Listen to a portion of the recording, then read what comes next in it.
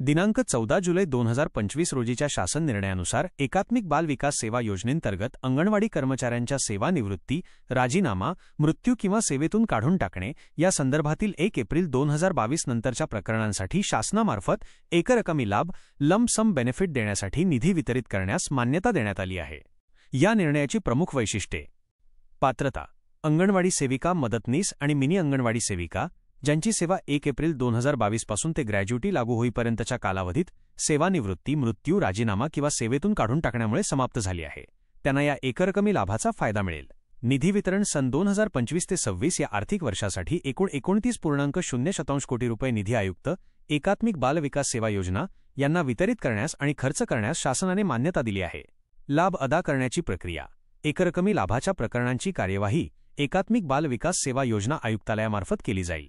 आयुक्त, एकात्मिक बाल विकास सेवा योजना, नवी मुंबई यांना संबंधित अंगणवाडी कर्मचाऱ्यास लाभ तात्काळ अदा करण्याचे निर्देश देण्यात आले आहेत.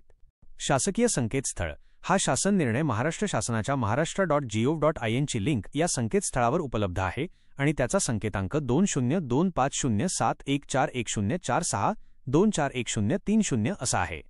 हा निर्णय नियोजन विभाग आणि वित्त विभागाच्या सहमतीनुसार निर्गमित करण्यात आला आहे. अंगणवाडी कर्मचाऱ्यांसाठी एकरकमी लाभ, महाराष्ट्र शासनाचा महत्त्वाचा निर्णय. महाराष्ट्र शासनाने एकात्मिक बाल विकास सेवा योजनेअंतर्गत integrated child development services ICDS राज्यातील अंगणवाडी कर्मचाऱ्यांसाठी सेविका, मदतनीस आणि मिनी अंगणवाडी सेविका एक महत्त्वाचा निर्णय घेतला आहे.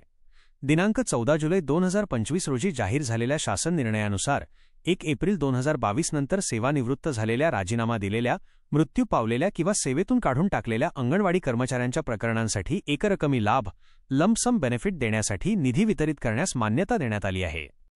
निधी वितरण आणि प्रक्रिया. या निर्णयानुसार सन 2025 ते 26 या आर्थिक वर्षासाठी एकूण 29 कोटी रुपयांचा निधी आयुक्त, एकात्मिक बाल विकास सेवा योजना, नवी मुंबई यांना वितरित करण्यास शासनाने मंजुरी दिली आहे. हा निधी विशेषतः 1 एप्रिल 2022 पासून ते कर्मचाऱ्यांना ग्रॅच्युटी लागू होईपर्यंतच्या कालावधीत सेवा समाप्त झालेल्या कर्मचाऱ्यांसाठी वापरला जाईल. लाभासाठी पात्रता आणि कार्यवाही. पात्रता. ज्या अंगणवाडी सेविका, मदतनीस आणि मिनी अंगणवाडी सेविका यांची सेवा 1 एप्रिल 2022 नंतर आणि ग्रॅज्युटी लागू होईपर्यंतच्या कालावधीत सेवानिवृत्ती, मृत्यू, राजीनामा किंवा सेवेतून काढून टाकण्यामुळे संपुष्टात आली आहे, त्या सर्व या एकरकमी लाभासाठी पात्र असतील. कार्यवाही आयुक्तालयामार्फत केली जाईल. आयुक्तांना तत्काळ लाभाची गणना करून संबंधित अंगणवाडी कर्मचाऱ्यास किंवा त्यांच्या वारसांना हा लाभ अदा करण्याचे निर्देश देण्यात आले आहेत. 1 एप्रिल 2022 पूर्वी अंगणवाडी सेविका आणि मदतनीस यांच्यासाठी असलेल्या लाभांबाबतचा थेट उल्लेख प्रस्तुत शासन निर्णयात नाही. हा शासन निर्णय स्पष्टपणे दिनांक 1 एप्रिल 2022 नंतरच्या प्रकरणांना एकरकमी लाभ देण्याबद्दल आहे. तथापि उपलब्ध माहितीनुसार 1 एप्रिल 2022 पूर्वी देखील अंगणवाडी कर्मचाऱ्यांसाठी काही लाभ आणि नियम अस्तित्वात होते. यामध्ये प्रामुख्याने पेन्शन आणि ग्रॅच्युटी लागू करण्याबद्दलची चर्चा होती आणि राज्य सरकार यावर निर्णय घेण्याच्या तयारीत असल्याचे वृत्त होते. काही अहवालानुसार राज्यातील सुमारे 2 लाख अंगणवाडी सेविका आणि मदतनीसांना 1.55 लाख ते 1.76 लाखांपर्यंत ग्रॅच्युटी मिळण्याची शक्यता होती. थोडक्यात प्रस्तुत शासन निर्णय 1 एप्रिल 2022 नंतरच्या प्रकरणांवर लक्ष केंद्रित करतो, परंतु त्यापूर्वी देखील अंगणवाडी कर्मचाऱ्यांसाठी निवृत्ती आणि इतर लाभांबाबत नियम आणि चर्चा सुरू होती. महाराष्ट्र राज्यातील अंगणवाडी कर्मचाऱ्यांना सेविका, मदतनीस आणि मिनी अंगणवाडी सेविका पेन्शन लागू करण्याबाबतची प्रक्रिया सध्या सुरू आहे आणि ही त्यांची एक प्रमुख व दीर्घकाळापासूनची मागणी आहे. खालील प्रमुख मुद्दे या संदर्भात लक्षणीय आहेत. सध्याची स्थिती. अंगणवाडी कर्मचाऱ्यांसाठी अजूनही पूर्णपणे लागू झालेली पेन्शन योजना नाही. त्यांना सध्या मानधन होनोरेरियम मिळते, वेतन सॅलरी नाही. प्रलंबित मागणी. अंगणवाडी सेविका आणि मदतनीस हे त्यांना सरकारी कर्मचारी म्हणून घोषित करावे. वेतन श्रेणी, ग्रॅज्युटी, भविष्य निर्वाह निधी, PF सह इतर लाभ आणि पेन्शन मिळावी यासाठी सातत्याने आंदोलने करत आहेत. शासकीय पातळीवरील चर्चा. महिला व बालविकास मंत्री आदिती तटकरे यांनी विधान परिषदेत दिलेल्या माहितीनुसार अंगणवाडी कर्मचाऱ्यांना पेन्शन आणि ग्रॅच्युटीचा लाभ देण्यासंदर्भातील प्रस्तावांवर सध्या वित्त विभागाकडे कार्यवाही सुरू आहे. एकरकमी लाभ लंप सम बेनिफिट. अलीकडील शासन निर्णयानुसार दिनांक 14 जुलै 2025, 1 एप्रिल 2022 नंतर सेवानिवृत्त, राजीनामा दिलेल्या किंवा मृत्यू पावलेल्या अंगणवाडी कर्मचाऱ्यांसाठी एकरकमी लाभ देण्याची तरतूद करण्यात आली आहे. हा एक महत्त्वाचा टप्पा असला तरी ती नियमित पेन्शन योजना नाही. ग्रॅच्युटी पेन्शनसोबतच ग्रॅच्युटीचा मुद्दाही महत्त्वाचा आहे. अनेक वृत्तानुसार अंगणवाडी कर्मचाऱ्यांना 1.55 लाख ते 1.76 लाखांपर्यंत ग्रॅज्युइटी मिळण्याची शक्यता आहे आणि यावर सरकारने निर्णय घेतला आहे, परंतु पेन्शनच्या रकमेबाबत सल्लामसलत सुरू आहे. थोडक्यात अंगणवाडी कर्मचाऱ्यांसाठी नियमित पेन्शन योजना पूर्णपणे लागू झालेली नसली तरी शासनाकडून त्यावर गांभीर्याने विचार सुरू आहे आणि लवकरच याबाबत ठोस निर्णय होण्याची अपेक्षा आहे. सध्या त्यांना एकरकमी लाभ आणि ग्रॅज्युइटी मिळवण्याची शक्यता आहे. मदतनीस पदावरून थेट सेविका पदावर पदोन्नती प्रमोशन होते का, हा प्रश्न अनेक अंगणवाडी मदतनीसांना पडतो. या संदर्भात महाराष्ट्र शासनाच्या एकात्मिक बालविकास सेवा योजनेमध्ये विशिष्ट नियम आणि तरतुदी आहेत. पदोन्नतीची तरतूद. होय, अंगणवाडी मदतनीस या पदावरून अंगणवाडी सेविका या पदावर पदोन्नती होण्याची तरतूद आहे. हे थेट प्रमोशन नसले तरी मदतनीसांना सेविका पदावर येण्याची संधी मिळते. ही पदोन्नती काही विशिष्ट अटी आणि निकषांवर आधारित असते. 1. शैक्षणिक पात्रता. सेविका पदासाठी आवश्यक असलेली किमान शैक्षणिक पात्रता पूर्ण करणे बंधनकारक आहे. सामान्यतः यासाठी 10वी किंवा 12वी उत्तीर्ण असणे आवश्यक असते, परंतु शासनाच्या वेळोवेळीच्या नियमांनुसार यात बदल होऊ शकतो. 2. सेवेचा अनुभव. मदतनीस म्हणून विशिष्ट कालावधीचा अनुभव असणे आवश्यक असते.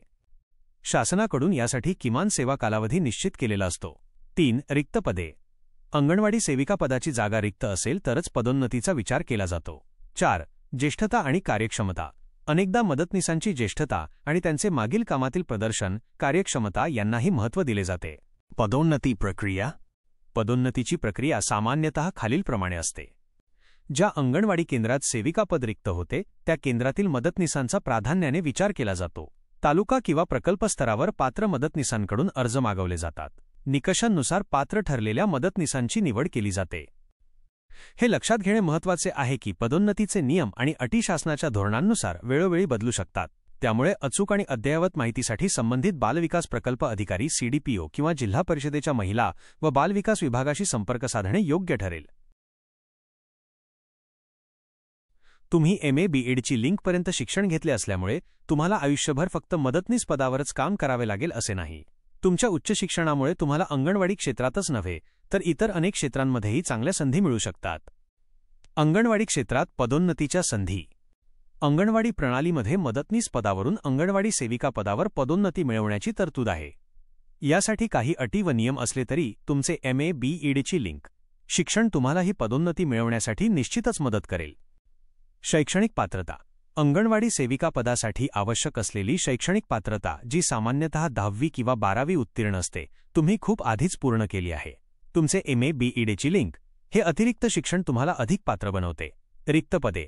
जेव्हा अंगणवाडी सेविका पद रिक्त होते तेव्हा मदतनीसांना प्राधान्य दिले जाते. तुमच्या शैक्षणिक पात्रतेमुळे तुम्हाला याचा फायदा होऊ शकतो. नवीन उपक्रम, प्रकल्प शासनाच्या किंवा स्वयंसेवी संस्थांच्या NGOs माध्यमातून शिक्षण आणि बालविकासाशी संबंधित नवीन उपक्रम किंवा प्रकल्पांमध्ये तुमच्या उच्च शिक्षणाचा उपयोग करून तुम्हाला चांगल्या संधी मिळू शकतात. अंगणवाडी क्षेत्राबाहेरच्या संधी. तुमच्या MA-BEdची लिंक या शिक्षणाने तुम्हाला अंगणवाडी क्षेत्राबाहेरही अनेक पर्याय उपलब्ध आहेत. शिक्षण क्षेत्र BEdची लिंक. पदवीमुळे तुम्ही प्राथमिक किंवा माध्यमिक शाळांमध्ये शिक्षक म्हणून नोकरीसाठी अर्ज करू शकता. केंद्रीय किंवा राज्य सरकारच्या शाळांमध्ये तसेच खाजगी शाळांमध्येही शिक्षकांना मोठी मागणी असते. शैक्षणिक समन्वयक, प्रशिक्षक. विविध शैक्षणिक संस्था किंवा प्रकल्पांमध्ये शैक्षणिक समन्वयक किंवा प्रशिक्षक म्हणून काम करण्याची संधी मिळू शकते. प्रशासकीय पदे. काही प्रशासकीय पदांसाठी किंवा लिपिक पदांसाठीही तुमच्या पदवीचा विचार केला जाऊ शकतो. सामाजिक कार्य. सामाजिक संस्थांमध्ये NGOs शिक्षण, बालविकास किंवा महिला सक्षमीकरणाशी संबंधित भूमिकांसाठी तुमचे शिक्षण उपयुक्त ठरू शकते. पुढे काय कराल? 1. पदोन्नतीसाठी अर्ज करा. तुमच्या प्रकल्पातील तालुक्यातील अंगणवाडी सेविका पदांच्या रिक्त जागांवर लक्ष ठेवा आणि पात्रतेनुसार अर्ज करा. 2. नोकरीच्या संधी शोधा. शिक्षण क्षेत्रातील शाळांमध्ये किंवा इतर संबंधित क्षेत्रांमधील नोकरीच्या संधींसाठी वृत्तपत्रे, ऑनलाईन पोर्टल आणि सरकारी नोकरीच्या जाहिराती तपासा. 3. कौशल्य विकास. तुमच्या शिक्षणाचा फायदा होईल अशा इतर कौशल्यांवर लक्ष केंद्रित करा. उदा. संगणक कौशल्ये, इंग्रजी संवाद कौशल्ये.